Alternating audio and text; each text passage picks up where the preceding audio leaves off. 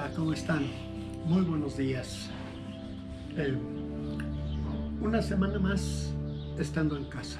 Tal vez parezca rudo, difícil, pero no. Cuando obedecemos, todo se nos hace más fácil.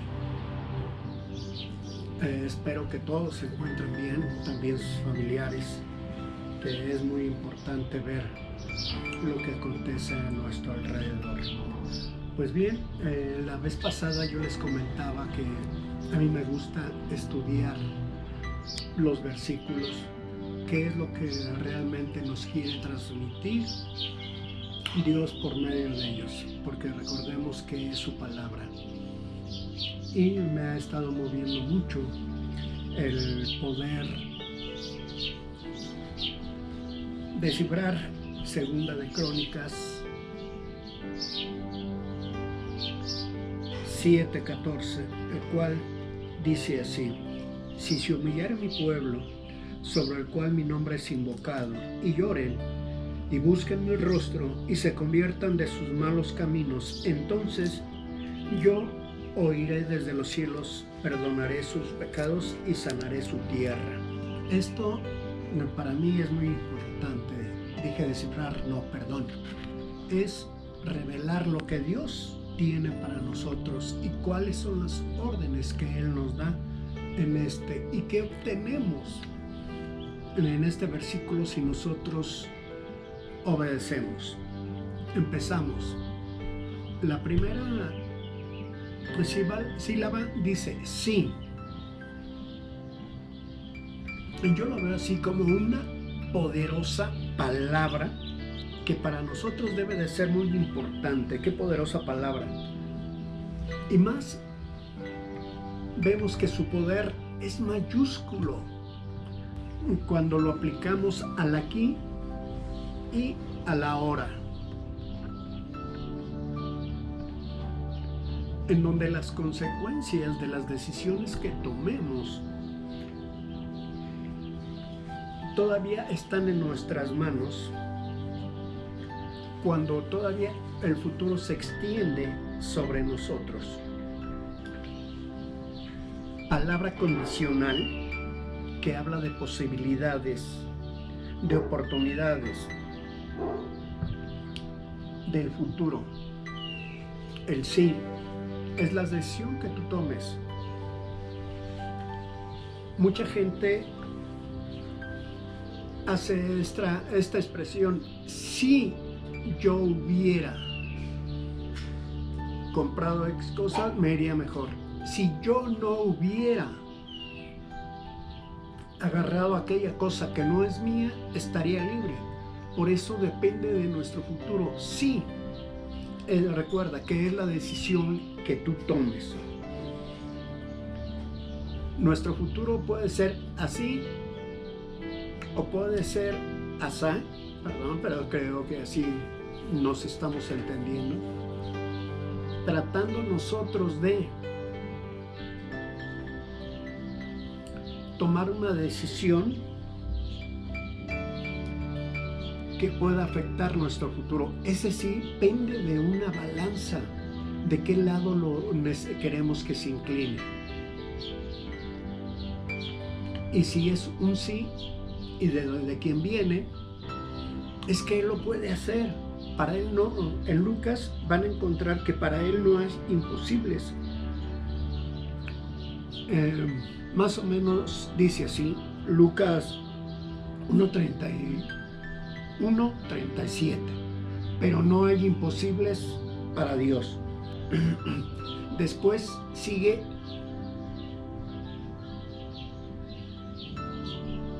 si se humillare. ¿Qué es lo que nos tiene que comunicarnos esto? En Santiago 4:10 dice así: humíllense delante del Señor, que Él los exaltará. Mira, perdón. El humillarnos implica sumisión. La palabra hebrea que se usa aquí es caná. La palabra tiene un significado, tiene varios significados, pero dice así: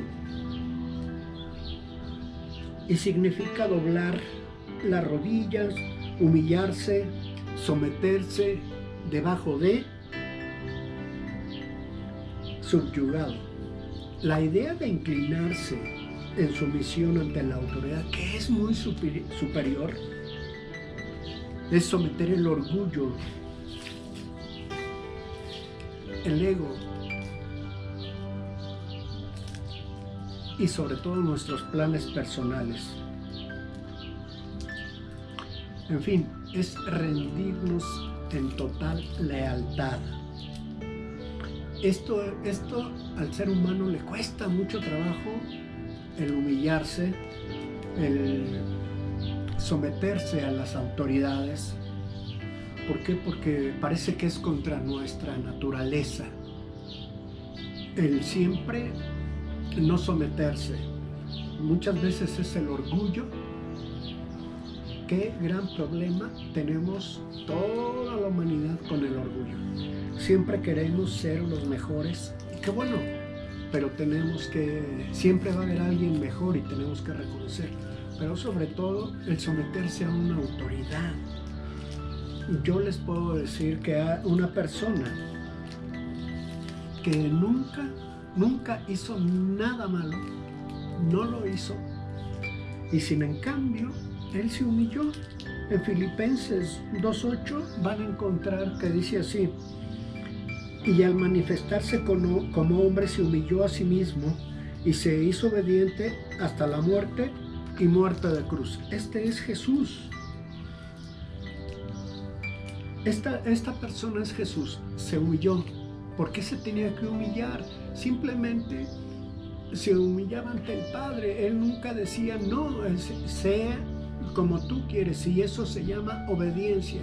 Él sabía lo que iba a padecer, él sabía lo que iba a sufrir, pero lo importante que es que él obedeció, aún sin importar todo lo que él iba a pasar. Él obedeció, se humilló cuando no tenía por qué humillarse.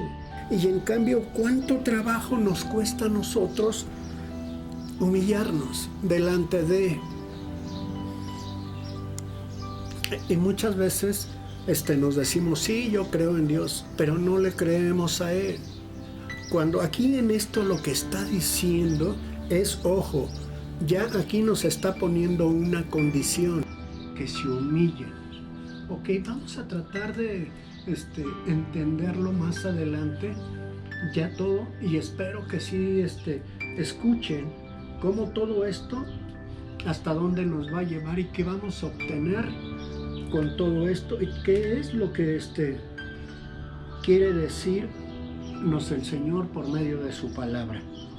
Porque a lo mejor lo hemos leído, y sí, lo hemos leído, pero no hemos analizado, no nos hemos puesto a pensar de los beneficios, de lo que nos está pidiendo. Ya nos está poniendo una condición, tenemos que huir, tenemos que quitarnos esta soberbia, tenemos que quitarnos de que yo soy lo mejor de lo mejor, por eso estudié, por eso hice esto, por eso hice lo. No, siempre va a haber otro mejor, y si nos rendimos ante el Ser Supremo, van a ver lo que vamos a encontrar más adelante. Después dice mi pueblo. Vemos que aquí nos está hablando a ti, a mí, todos los que somos su pueblo, todos los que dicen que Jesús es el Señor, todos los que dicen que todos somos hijos de Dios. No voy a entrar en detalles, pero yo aquí tengo una pequeña diferencia. Si ellos creen que son hijos de Dios, ok, vamos a ponerlo así. También te está hablando a ti, a todos, y les hago, pss, pss, hey, no te voltees, te está hablando a ti, tú que me estás escuchando y ahorita volteaste para otro lado. Sí, a ti te está hablando Dios. Sí, porque tú eres su pueblo. Y veamos qué es lo que nos dice su palabra. En Jeremías 24:7 dice, les daré un corazón que me reconozcan como el Señor. Ellos serán mi pueblo y yo seré su Dios, porque se volverán a mí de todo corazón. Miren, ¿cuál es el cambio que encontramos cuando llegamos a Jesús? Yo en mi persona, ¿qué fue lo primero que cambió? Fue mi forma de ver las cosas, fue mi corazón. No me cambió físicamente, pero interiormente sí. Ya tenemos ese corazón que Él nos ha cambiado. Ya no tenemos ese corazón duro, ese corazón insensible. Ahora tenemos un corazón sensible. ¿Ok? Si ya tenemos ese corazón, ya lo reconocemos como nuestro Dios.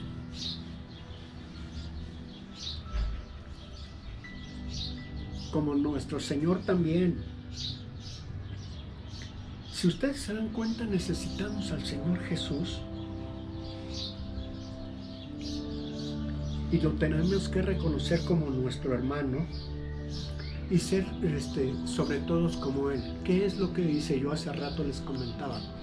Él lo único que hizo, vino aquí a hacer milagros, a morir y sobre todo nos dejó una gran enseñanza, que es el ser obediente. Si venimos a Él con una humildad y con un arrepentimiento de todo lo malo que hemos hecho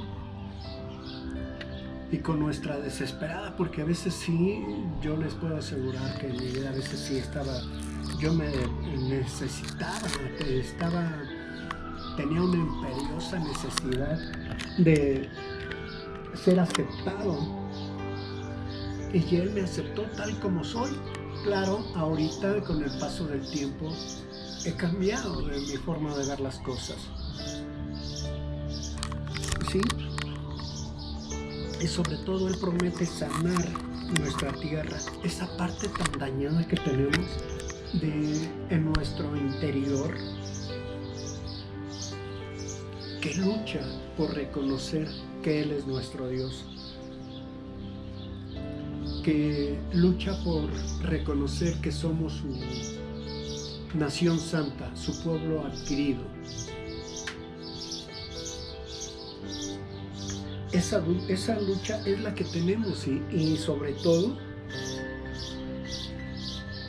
hay cosas que a veces no vamos a entender que Él nos quiere dar,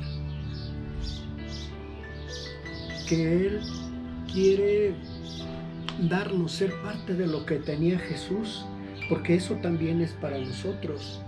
Y esta parte de nuestro ser interior que no nos permite creer que Dios tiene muchas cosas para nosotros y quiere darnos un poder divino. ¿Para qué? Fíjense en lo que dice la Escritura. Ese poder divino para derribar argumentos y toda altivez que se levanta contra el conocimiento de Dios y llevar cautivo todo pensamiento a la obediencia a Cristo. Esto lo pueden encontrar en el segundo libro de Corintios 10:5. Estoy leyendo en varias versiones porque es para poder entender. Unos tienen una versión y otros tienen otra.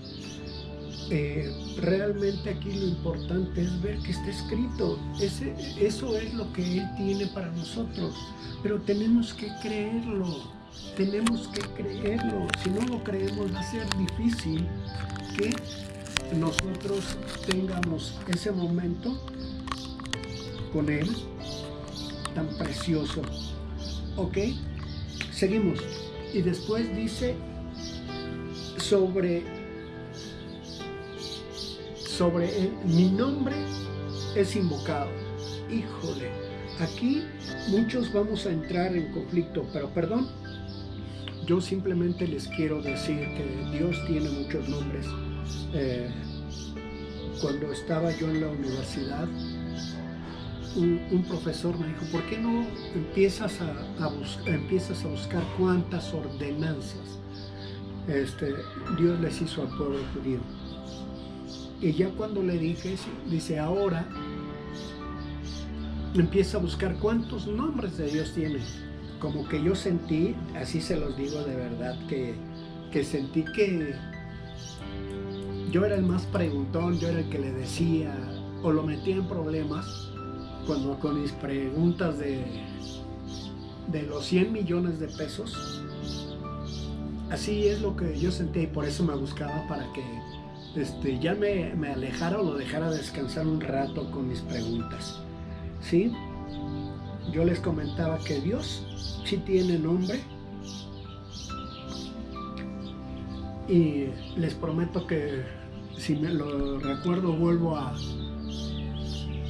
para decirles cuántos nombres de Dios encontré en la Biblia, sobre el cual mi nombre es invocado. Sí, yo les decía que tiene muchos nombres, solamente les voy a dar algunos. Y es sumamente importante llamarlo por su nombre.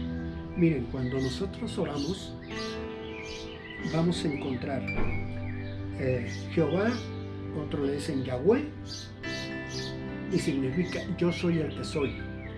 Cuando nosotros oramos y le decimos, Padre, yo reconozco que tú eres mi único Dios, eso están haciendo y le van a llamar Yahweh. Esto lo encuentran en Éxodo 3:14. Yahweh, Jehová, Jireh. El Señor es tu sanador. Otro ejemplo, Señor, yo estoy reconociendo que tú eres mi sanador, que esta enfermedad que tengo en mi cuerpo ya no está más, porque por tu gracia, por tu amor, por tu misericordia, estoy declarando que no la tengo. Eso es cuando estamos clamando a Él por sanidad, ¿sí? Y reconocemos que Él es nuestro sanador. Éxodo 15:26. Jehová Roe, el Señor es mi pastor. Lo encuentran en el Salmo 23:1. Elohim, Dios creador, todopoderoso, fuerte. Génesis 17:7. Adonai, el Señor. Génesis 15:2. Shaddai, Jehová Ketzinadú. Y así hay varios nombres que les doy. Y estos ya les dije, ya les comenté que son solamente unos cuantos nombres de Dios. ¿Y por qué les digo que es importante el confesar su nombre, reconocer su nombre? Vean lo que dice Juan 14:12 al 14. Ciertamente les aseguro que el que cree en mí, las obras que yo hago también él las hará, y aún las hará mayores, porque yo vuelvo al Padre. El 13. Cualquier cosa que ustedes pidan en mi nombre, yo lo haré. Así será glorificado el Padre en el Hijo. El 14. Lo que pidan en mi nombre, yo lo haré. Vemos la importancia de nombrarlos por reconocer el nombre de Jesús. Estamos pidiendo ahorita en el nombre de Jesús. Todo cuando nosotros oramos por sanidad, por relación, todo tiene un nombre. Y tal vez no lo sabemos, pero nos dirigimos así como este nombre. ¿Sí? Y aquí viene otra condicionante, y esta es, para mí me apasiona esta, y creo que esta es la clave para todo lo que hay en la Biblia. Fíjense, muy corta, y dice, y oren. Ay. Y sí, les vuelvo a repetir, tú, que haces como que no escuchas. Y esto también es para mí, tengo que reconocerlo. Y oren. Dios te está hablando a ti, te está poniendo esta condicionante. Ya encontramos dos condicionantes. Por eso les decía yo la importancia de tratar de entender todo lo que nos dice Él en su palabra. Y oren. Aquí a mí me encanta leer mucho, y para esto ya había yo leído un libro de un pastor que se llama Paul Young-Cho. Él tiene una de las iglesias más grandes que hay en Corea, y él relata que al principio Dios les mostraba que se tenía que ir a orar, y él convocó a la primera noche a orar, el primer día, perdón, a orar, pero la cita era a las 5 de la mañana, y se sorprendió a ver déjenme aclararles que él tiene una iglesia en Corea que más o menos cuando leí en el libro decía que eran 70,000 congregantes. ¿Y qué es esto? ¿Por qué tanta gente, no? Y le hicieron estas preguntas.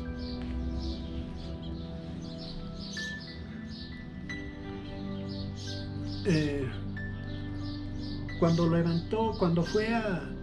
convocó a la oración, se sorprendió porque en los primeros días fueron entre 3,000 y 5,000 gentes a orar a las 5 de la mañana a un cerro, a una montaña, pero sobre todo no había poder que los que tienen esa pasión por la oración, de que ya fuera el frío, que estuviera lloviendo, que estuviera nevando, no importaba, ellos estaban. Eso eran los primeros días entre 3,000 y 5,000 gentes, y los fines de semana se iban entre 10 y 15,000 gentes antes de la primera reunión.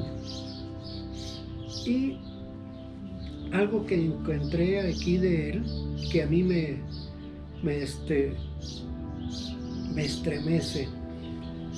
Él dice: nuestro problema es que hemos pensado en la oración, y sí, lo primero que cuando llegamos a Cristo, la persona que dice, no, pues hay que orar, ¿sí? Hemos pensado en la oración, hemos leído acerca de la oración, e incluso hemos aprendido respecto a la oración, pero no hemos orado. Ahora es tiempo de comprender que la oración es la fuente de poder. Claro que sí, vemos. ¿Y por qué les digo esto, que es la fuente de poder? Porque tenemos un Dios que puede hacer todo, que para Él nada es imposible. Ya imagínense en una mañana lluviosa, con mucho frío, que los inviten a ustedes a orar y no llegue más que el pastor y su esposa y sus hijos, porque se van con él. Y en cambio a ellos no les importaba nada de esto. Nosotros, ya hace mucho frío, mejor nos quedamos a dormir, al fin que nadie va a ir porque está lloviendo. ¿Y qué tal si me enfermo? Esos pueden ser nuestros pensamientos. Y cuando le preguntaron qué era lo que orillaba a estas personas a levantarse muy temprano a orar,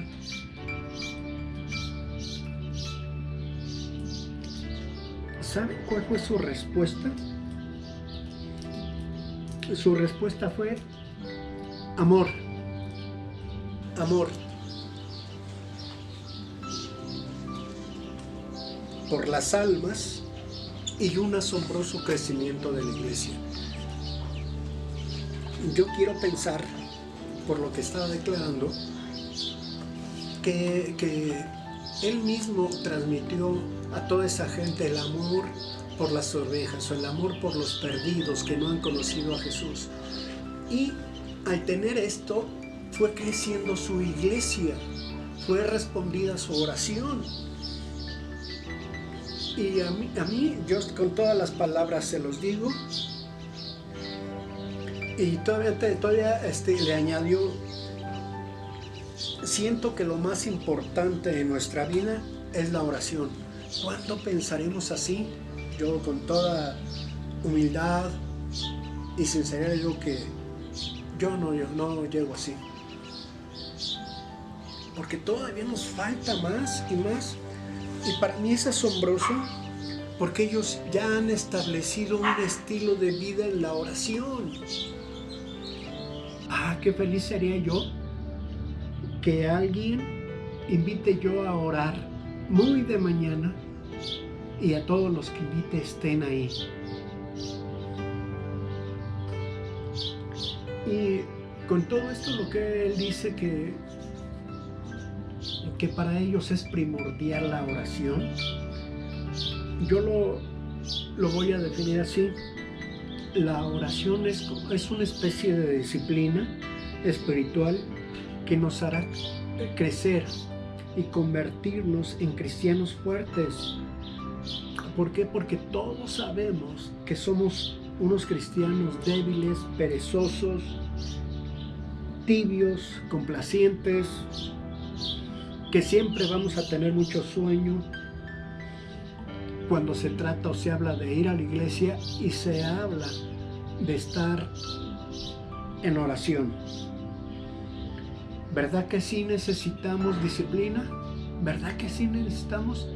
Pues vamos a disciplinarnos. Ya después de esto estoy seguro que sí nos vamos a disciplinar.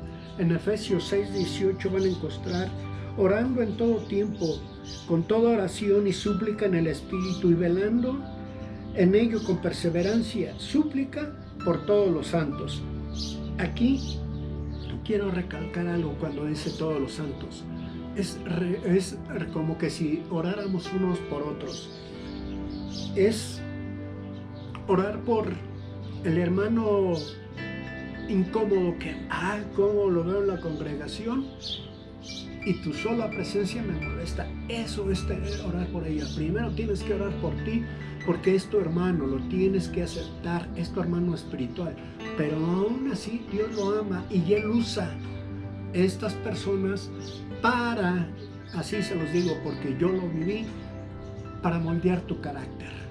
Para tú, dicen ahora, tú que eres de mecha corta, esa mecha pero sin que se encienda.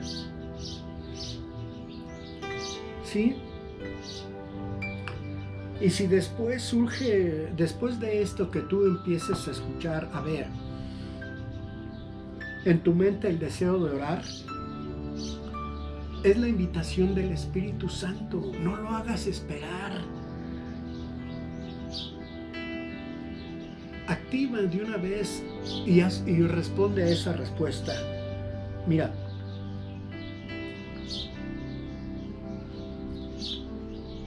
¿por qué te digo esto? Porque hay gente que nunca va a orar. El hombre natural, la mujer natural, va a ser difícil. Si no conocen a Cristo, va a ser difícil que tú les digas: hay que orar por todo lo que está pasando en este país. Y no digo nada más en este país, en todo el mundo. ¿Sí? En Romanos 8:9 dice: sin embargo, ustedes no viven según la naturaleza pecaminosa, sino según el Espíritu, si es que el Espíritu de Dios vive en ustedes. Y si alguno no tiene el Espíritu de Cristo, no es de Cristo. Esta palabra de Dios encierra todo lo que les estoy diciendo. Si tú ya tienes un nuevo corazón, ya no estás en el mundo, pero no perteneces al mundo. No tiene por qué jalarte el mundo. ¿Por qué? Porque aquí nos dice que sí tenemos el Espíritu de Dios, y quien no lo tiene, sí lo jala el mundo. Si tenemos el Espíritu de Dios, vamos a tener el deseo de orar, vamos a tener el deseo de leer. Pero si no lo tenemos, nos va a dar sueño cuando agarremos la Biblia. Nos vamos a sentir aburridos en una sesión de oración. Y por eso, si tú eres de Cristo, ya tienes un corazón nuevo, este versículo es para ti.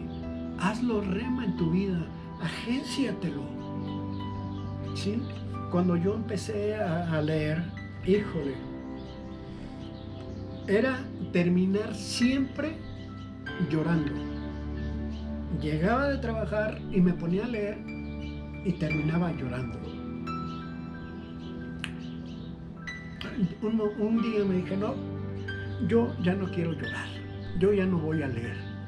Pero era tan mi ansia de conocer de la palabra de Dios que volví a agarrar mi Biblia.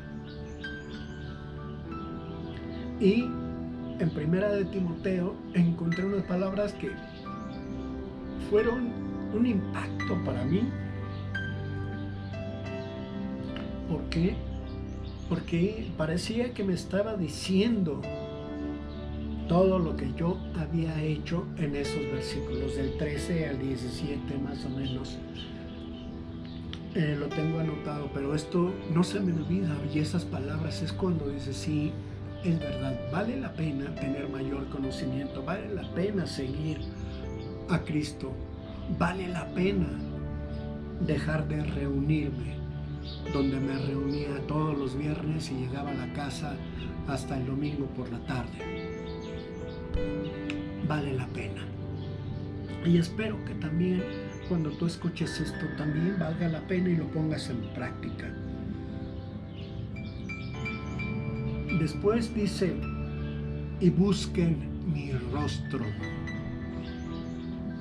En Jeremías 29:13 dice así, cuando ustedes me busquen, me encontrarán, siempre y cuando me busquen de todo corazón. Ese corazón que te dé Dios, ese corazón nuevo, ese corazón sensible, es el que vas a ocupar para buscar el rostro de Jesús.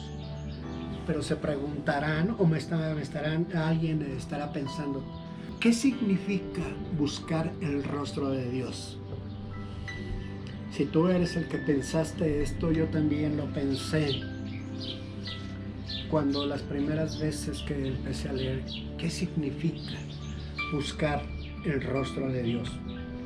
Y yo lo resumí simplemente así. ¿Qué significa buscar el rostro de Dios? Sobre todas las cosas, permitir que su propósito, sus prioridades, sus planes nos importen más que cualquier cosa en nuestra vida. Esos son los planes de Dios. Si buscáramos el rostro de Dios, no debe de ser en lo teórico, sino debe de ser real, en la práctica, en la oración, en la intimidad, en el lugar secreto. Eso es buscar el rostro de Dios. Dios está dispuesto a darnos grandes bendiciones.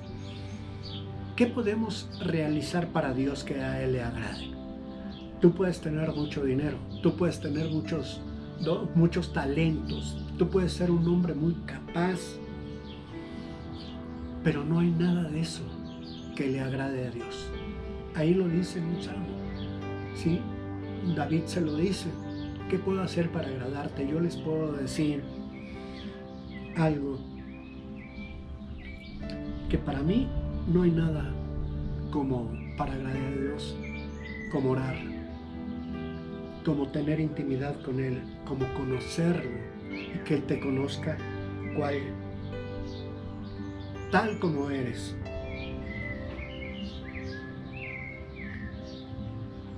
Al nosotros obedecer, Dios derrama millones de bendiciones sobre nosotros. Miren, lo importante es que de esto, el diablo no puede quitarnos esas bendiciones, no puede impedir que lleguen a nosotros esas bendiciones, como tampoco puede impedir la lluvia. El diablo no lo puede hacer, solamente Dios. Perdón. Recuerden cuando Elías oró para que no lloviera. ¿Y qué pasó? Díganme, ¿qué pasó? Dejó de llover. Y después, por 3 años y medio después, oró y empezó la lluvia. Esas son las bendiciones que Dios tiene. Si buscamos el rostro de Jesús en su misión, tendremos una energía completa para poderla buscarlo en la voluntad del Espíritu Santo. Tal vez esto les parezca muy religioso y créanme decirles que no es mi intención. Lo que pasa es que ya no podemos seguir así. Ya no podemos estar tan pasivos. Ya no podemos llegar a la iglesia y sentarnos esperando el sermón del pastor. No, ya no. Ya todo esto tenemos que tomar cartas en el asunto. Ya esto ya llegó al límite. Si esto que estamos viviendo no te ha movido para llegar al límite, no sé qué es lo que tenemos que hacer en todo esto. ¿Y por qué les digo esto? Porque en Isaías 5 y 6 dice: debemos buscar al Señor mientras pueda ser hallado, llamarle en tanto esté cercano. ¿Qué tan cerca Dios desea estar de ti? Van a encontrar, los que son estudiosos, dice que si tan solo estirar su mano, Él está contigo. O más profundo, cuando tú decides a seguir a Jesús, Jesús mora en tu corazón. Esto es lo que tenemos que hacer. Está cerca, pero Él necesita algo. Y seguimos, ya estoy por terminar. Y se vuelvan de sus malos caminos. En Joel 2:13 dice: arrepiéntete y vuelvan a mí, pero háganlo de todo corazón, no solo de palabra. Yo soy tierno y bondadoso y no me enojo fácilmente. Yo los amo mucho y yo estoy dispuesto a perdonarlos.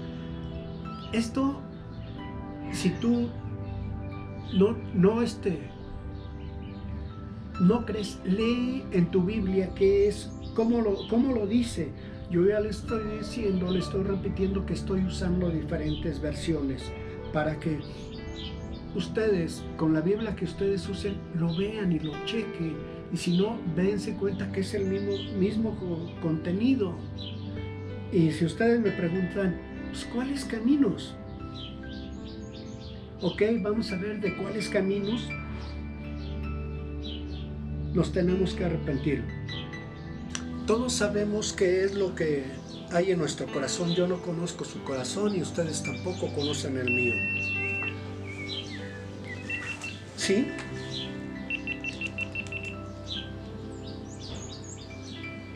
Así que tenemos que arrepentirnos de lo que hicimos y dejamos de hacer delante de Dios.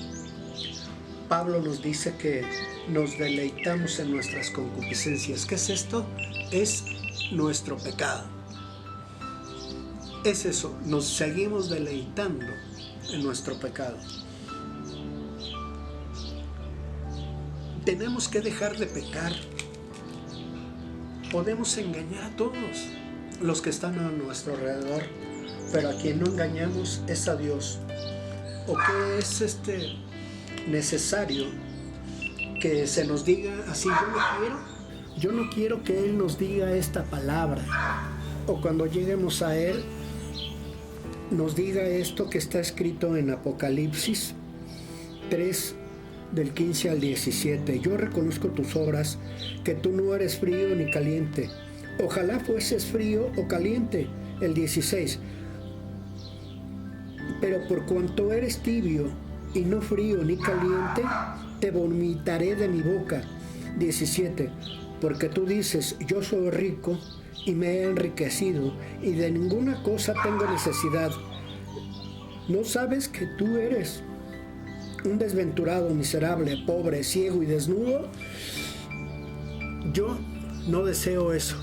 Créanlo que yo no deseo eso. Ni quiero que me lo digan. Por eso siempre tenemos que actuar en humildad.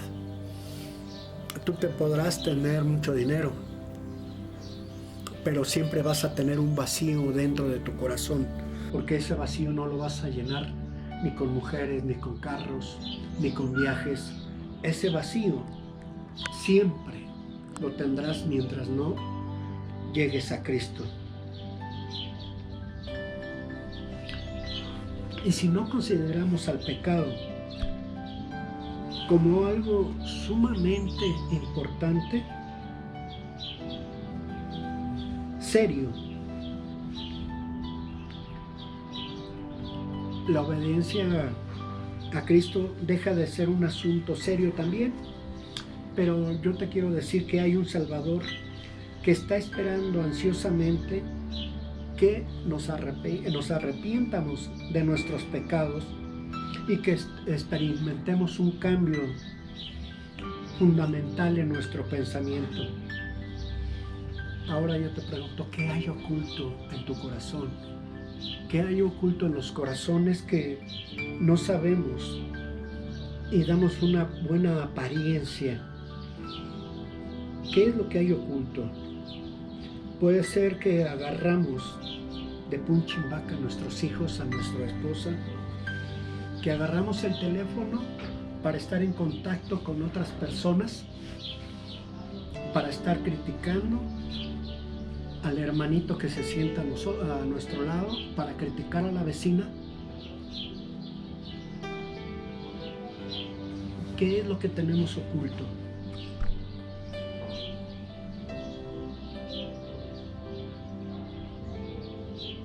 Esto realmente para mí es importante, porque muchos creemos que Dios no nos va a perdonar de todo lo que hicimos o seguimos haciendo. ¿Sí?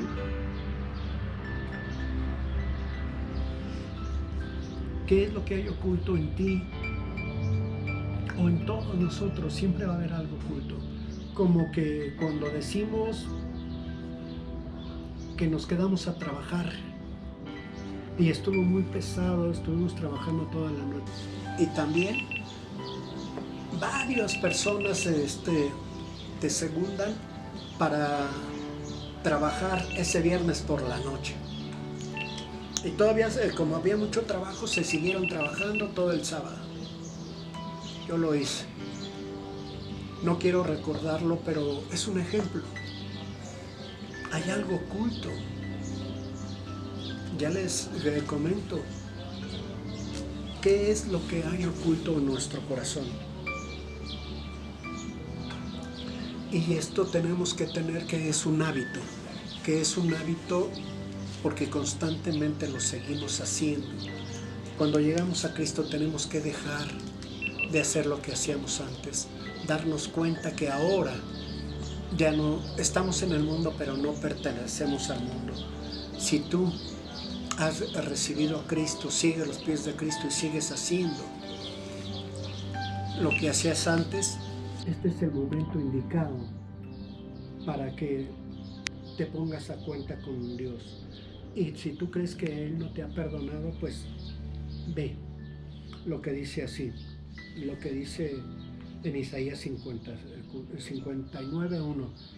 Escuchen, el brazo del Señor no es demasiado débil para salvarnos, ni su oído es demasiado sordo para no oír nuestro clamor. Tenemos que ver, Él siempre va a estar dispuesto, Él es fuerte, es poderoso.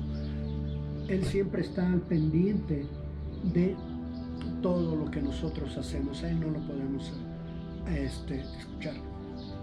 A Él no lo podemos engañar. Después no lo resumes. Entonces es una promesa, y es tan cierta porque Dios la dice. Dios es el que habla. Ya no hay pretextos. Es real. Él es enfático. Y esa promesa está garantizada. Pero si ustedes se preguntan cuál, ¿qué es el entonces? Entonces Él oirá desde los cielos y perdonará nuestros pecados y sanará nuestra tierra. ¿Cuál es nuestra tierra? Esa tierra, ya les dije, que dejemos de estar agarrando de punchimbacti, que dejemos de estar criticando a las personas, que dejemos de trabajar los viernes, donde también está trabajando, y decimos la prima.